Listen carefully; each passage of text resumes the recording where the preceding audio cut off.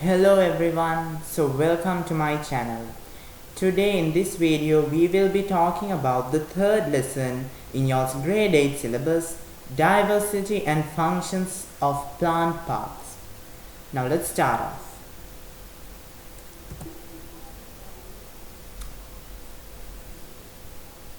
When you look at a forest, you will be able to see that there are various plants that you get in this forest. Now here you will be able to observe that there are different plants with different leaves, different flowers, different fruits, and even the leaves are different. They are not the same. You get pointed leaves, you get small leaves, you get big leaves. Like that, plants differ in size and morphological features. So now why are there different plants? Why do plants have such morphological features? Why are plants having a diversity? The reason is these are adaptations of plants to survive in different environments. Okay, so that we must remember. Now, to begin this lesson off, let's start off by doing activity 3.1. So our main aims, again to restart, whenever we do an activity, we should have three main components. For the beginning, first we should have an aim, and then we should list out the things we need, and then we should write our method. Then the last two things that we are going to do is we have to write our observation and conclusion. So every time you are told to write an activity, this is the format. Now in this activity, our aim is to study about the parts of plants. For this, we are going to use something like Cuppamania or otherwise Monera Kudumbia. These are some plants you get out in anywhere as long as there is some soil. You can get these plants most of the places. Now what we are going to do here is we are simply going to find a plant and we are going to uproot the plant without damaging the roots. Then we are going to wash it properly, and then we are going to observe the plant from the uppermost layer to the bottommost root, and then we will draw a diagram. So that is our method. Now if you took a plant like Cuppamania, you will be able to see this. This is a Cuppamania plant. So here you will see leaves, its leaves. And over here you will see the flowers, and over here you will see some roots, and on the top you will see an apical bud,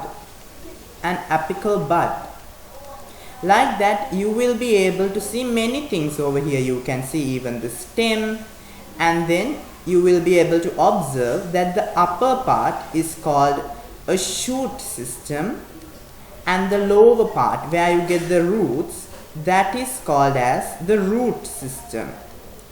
Okay, so keeping that in our mind, let us take a look at this diagram where they have labeled all the parts of a plant y'all as 8th graders should know.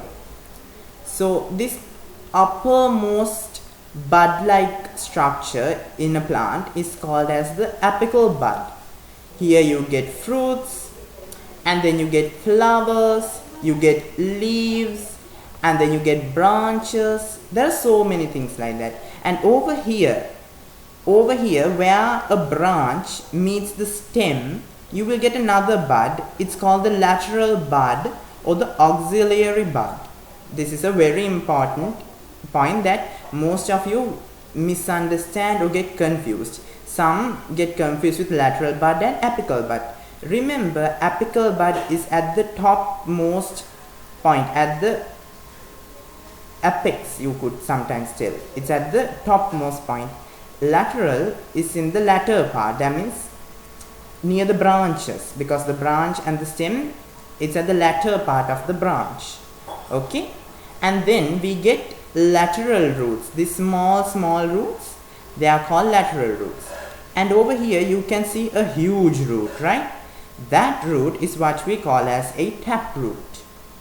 Now this root system that we can't see to the naked eye unless we uproot the plant, or this root system where you get roots is what we call as a root system. And this upper part which is visible, without even taking the plant out, that is visible, that is above the ground level. Now here this dotted line is the ground, okay? Things below the ground level is called the root system. Above the ground level is called the shoot system. So all these are components in the shoot system. Okay, hope you all understood that. Now we are going to see and talk about the diversity and functions of plant leaves. Now what's the main function of a leaf? We have leaves in a plant. So what is the function of a leaf? The function is to carry out photosynthesis. Now what do you mean by photosynthesis? If you watch some of my grade 7 videos, I had explained in that what photosynthesis is. But you all should know it very well clearly. So photosynthesis is basically producing food. Green plants producing food, which is carbohydrates or glucose, you could tell. Their food is called carbohydrates or glucose. So plants produce this food by absorbing carbon dioxide and water in the presence of light, and in green plants you get a pigment that gives its green color. Why is a leaf green in color? Because there is something giving its color, and those things are called pigments. And this pigment in plant leaves is called chlorophyll. They are called chlorophyll. So the production of food or carbohydrates or glucose and oxygen. Oxygen is a byproduct. It's a byproduct. Okay, the main product is this. The glucose is the main product. The main product is glucose. So the production of glucose and oxygen in the presence of light while absorbing carbon dioxide and water is what we call as photosynthesis. And plant leaves have different adaptations for efficient photosynthesis. Now to see this, we are going to do a practical. Here our aim is to study how plant leaves are well adapted for efficient photosynthesis. We are going to take some plant leaves like jack, mango, temple flower, manioc. Then what we are going to do is we are going to observe the leaves well. We are going to compare their thicknesses and draw it on a square ruled sheet and compare them. So you are going to keep the leaf on a square ruled sheet and you are going to simply trace on it like this. You can keep it on a square ruled sheet and simply draw on the leaf. You should draw the entire leaf, and then you are going to observe the surface area of the leaves, and then you are going to notice the observation is that the surface area, once you draw this whole figure on the square ruled paper, this area that you are going to get is going to be different. Then we can conclude that plant leaves have a broad surface area to allow light to penetrate through it. Okay, because we need light for photosynthesis. So then now we have a small question. How are plant leaves adapted for efficient photosynthesis? There are many adaptations, but one of the main adaptation is that plant leaves are flat, like you can see over here.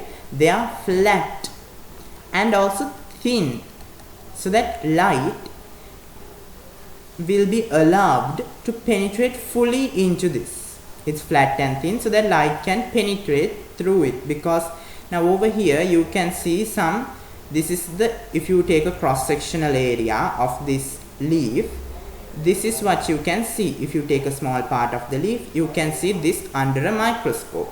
You will see the spongy mesophyll, the stomata from where this water is released and stuff, and the lower epidermis, the veins, the palisade mesophyll, cuticle, and then the epidermis. Now you do not need to know all these things. I just told it for y'all's knowledge, but You don't need to know it for y'all's level. This is something normally asked for the O levels and advanced levels, but mainly for O levels. So y'all don't need to know it now. Just remember there is so many layers in the leaf. So the thinner the leaf is and the flatter the leaf is, more light can easily enter it. And therefore then it will be easier to, produce its food. Now there are plants that grow in very dry climates, right? So those dry climates are called arid environments. Those areas where dry climate is are known as arid or adverse environments. Now here plants are adapted to survive over there with less water is by having thick and fleshy leaves. Here you can see the leaves are very thick and they are very fleshy. Now aloe vera, over here you can see aloe vera, yellow oleander and temple flower, they all have thick and fleshy leaves which are adapted to adverse or arid environmental conditions. Okay? Yeah. Now keeping that in mind, let us now look at the plant leaf. If you take a plant leaf, we must remember the certain parts of a plant leaf.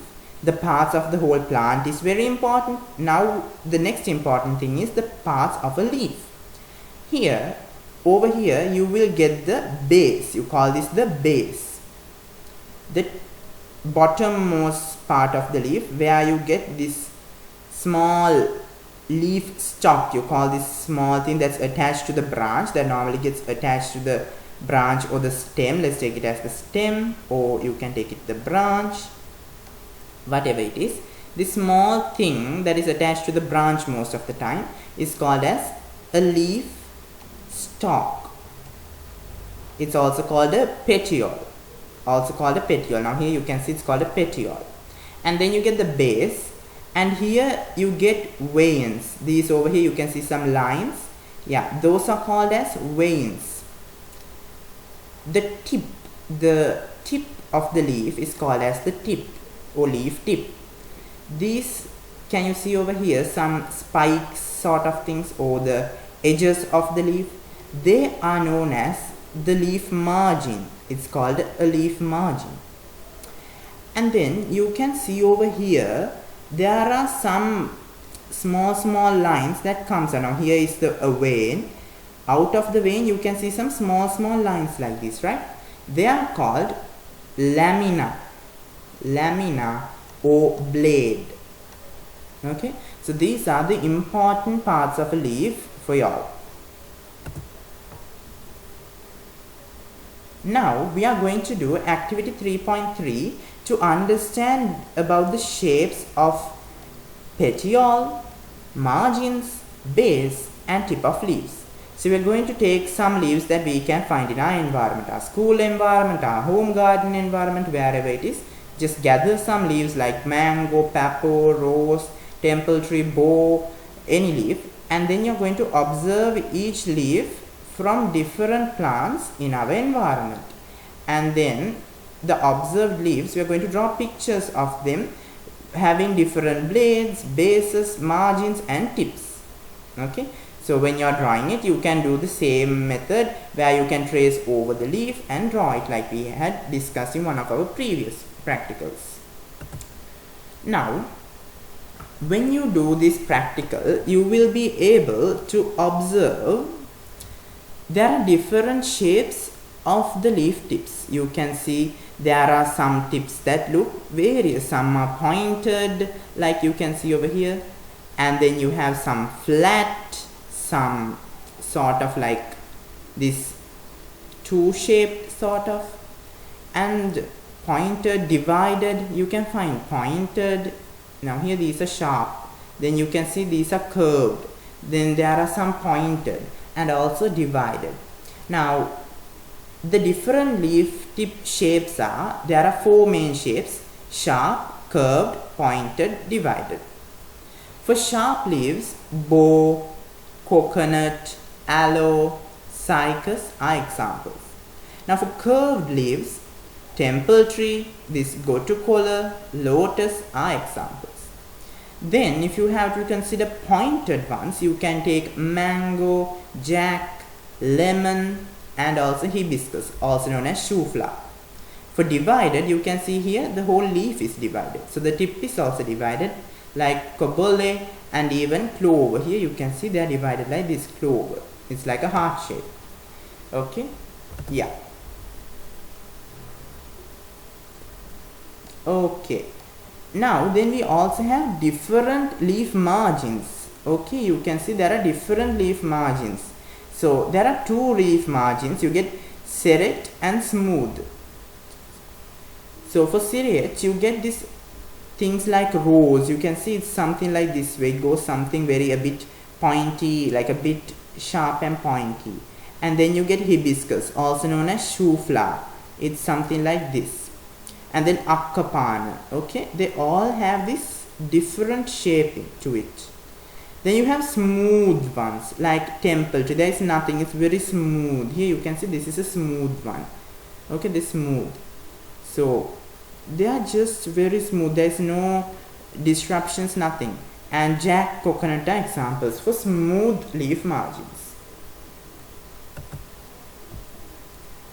Now the next one, we have different leaf bases and the petiole of leaves. Okay, now here you can see various leaf bases and petioles. Now here you can see temple tree, shoe flower, bow, lotus, and also kohila.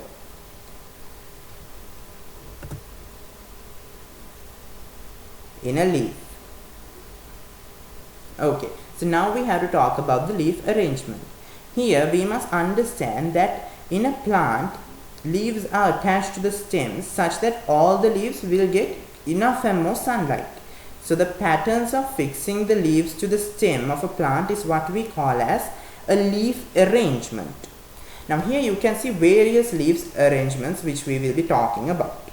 Now these arrangements support the efficiency of photosynthesis. Now here you can see four types of leaf arrangements. One, leaves are on alternate sides. Here you can see they are on alternate sides like Anona or Annamuna. And then you have leaves attached paired at nodes and in opposite directions. You see, their nodes are somewhat attached and they are paired and they are in opposite directions. Okay, so for an example, guava. Then there are some plants that have 3 or more leaves. Like for instance, here you can see there are 3 leaves. Here there are 4 leaves. So here there are 1, 2, 3, 4, 5 leaves. So there are some plants which has 3 or more leaves attached to each node on the stem in a whorl. Now you can see it's like a whorl. It's like that. No, it's like a whorl. Like Rukkatana is an example for this. And now some leaves are attached in a very spiral manner. You can see it's attached like this way in a very spiral manner. You get leaves. Okay, you get leaves all over in a spiral manner that is attached to the stem. For an example, Kanda. Okay, so these are the different adaptations how plants have been arranged. This is something very important. Keep that in mind. Okay. Now, we also should know some other functions of leaves. If you can remember, I had told you all after showing you all a picture about a microscopic view of a cross-sectional area of a leaf. Now here is another view like that, but it's in black and white. Now here we are going to see, like I had mentioned earlier also, over here you get the stomata. Now this stomata, okay, something important you all should know. Process of evaporating water is known as transpiration, and this transpiration occurs through the stomata. So this leaf has water and this water is put out through the stomata as water vapor. So this water that comes out of the stomata as water vapor is what we call as transpiration. This transpiration is helping to transport water to the upper part of the plant. Okay, so then this water will move to the other parts of the plant also. Now it can again enter another leaf sometimes, and it can move on up and up. So the leaves of the plants in arid environments are adapted to minimize transpiration. That's why they are very thick and fleshy. Now again, let's go through some other adaptations to minimize transpiration. One, the plants will be very much thick and have waxy cuticles. Waxy cuticles means on the leaf you will get something like a very thin layer of wax sort of a thing. So this is what we call as waxy cuticles. Temple tree, oleander are best examples for these. So they are going to reduce transpiration. This wax acts as a barrier against water vapor, and it prevents water from leaving. Then some leaves have been reduced to spines, like cactus, rose. There you have leaves like this, but it has to reserve water or to minimize wastage of water. These things have been turned into thorns. Okay, they have been reduced to spines. Then there are some things with very thin leaves. Okay, very thin leaves like casa.